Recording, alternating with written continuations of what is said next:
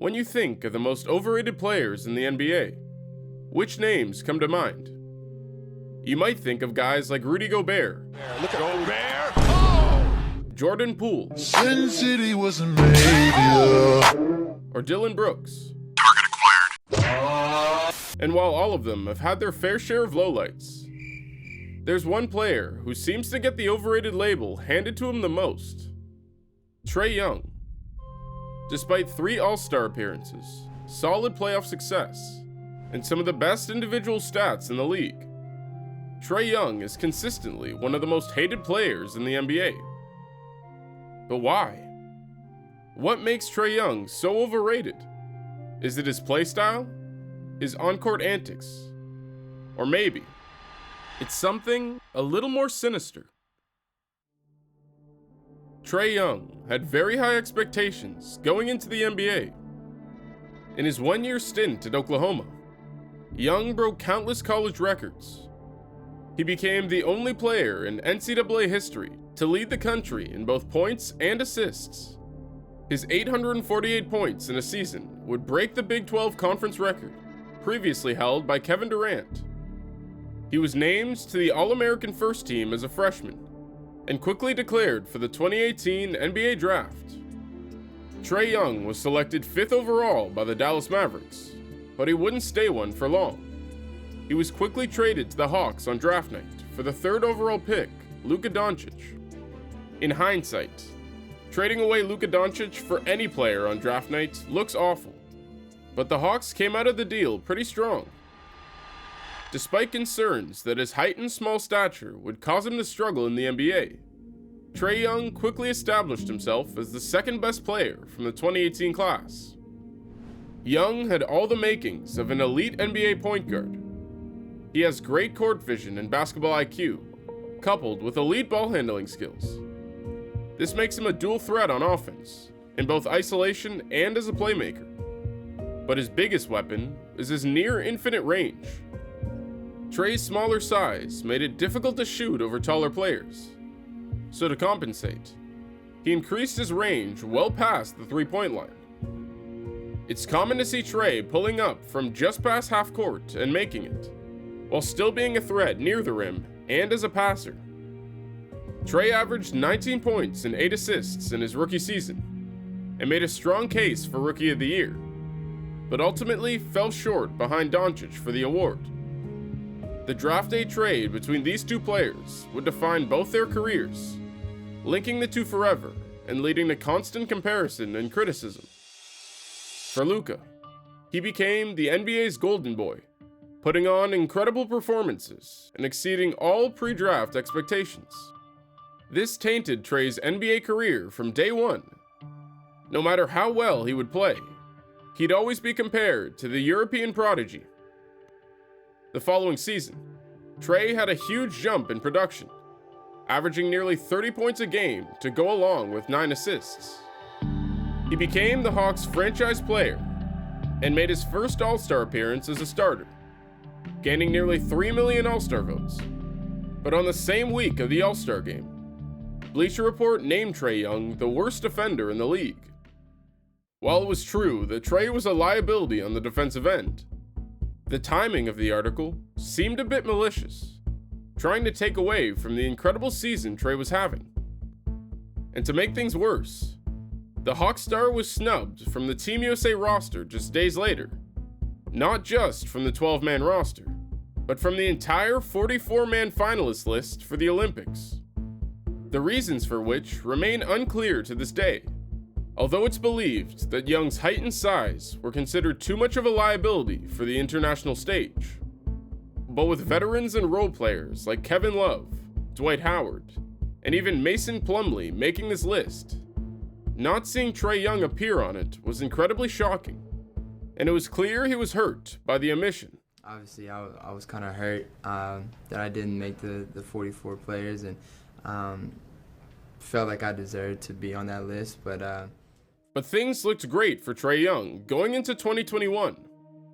He had another stellar season stat-wise, and the Hawks finally began fighting for playoff contention.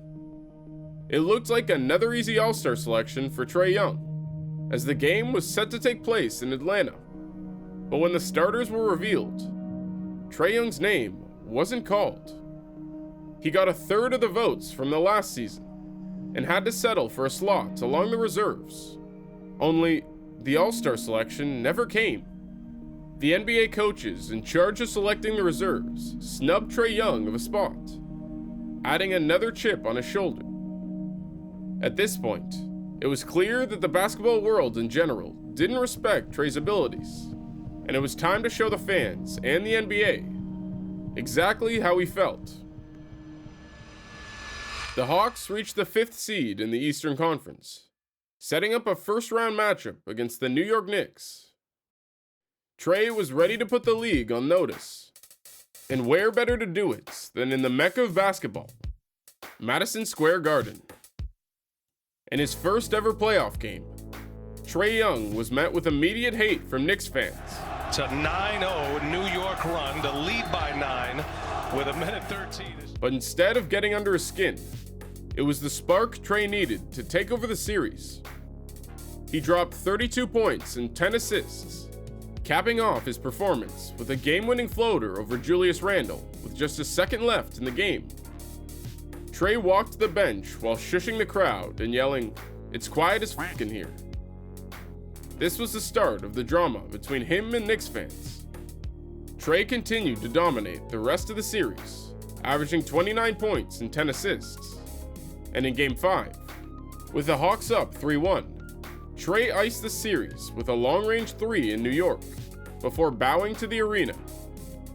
He officially embraced his role as the villain, antagonizing Knicks fans any chance he could, using the hate as fuel to play even better. Trae Young's playoff success continued into the next round against the 76ers. Despite being heavy underdogs, the Hawks pushed the series to 7 games, and then won the decider on the road to make it to their first conference finals with Young at the helm. Despite losing to the eventual champion Bucks in 6 games, Trae Young had an extremely impressive playoff campaign and officially became an NBA superstar.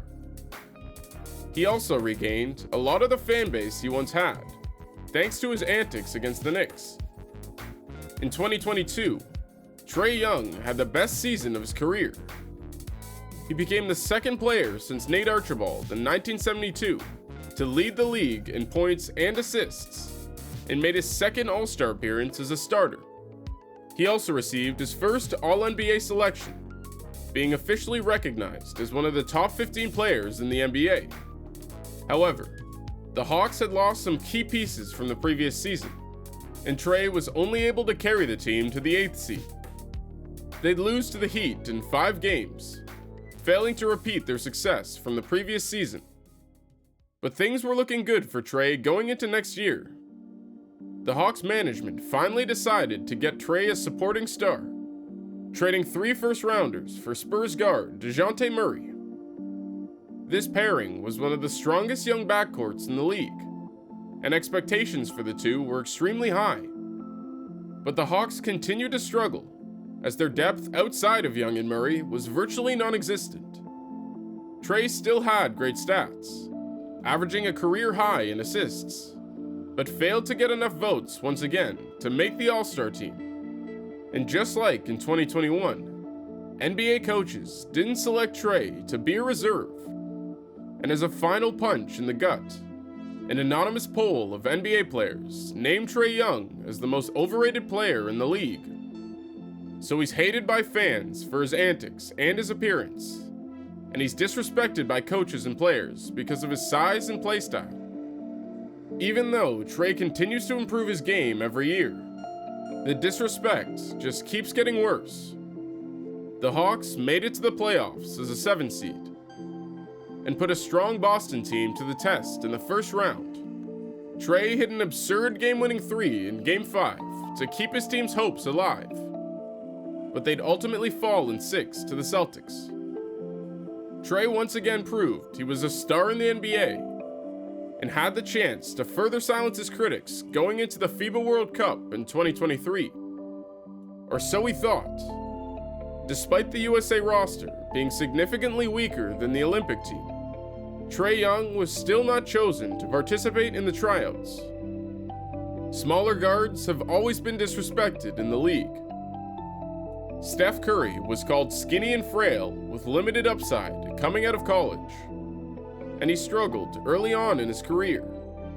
But he got a chance to prove himself, and now he's considered the greatest point guard to ever play the game.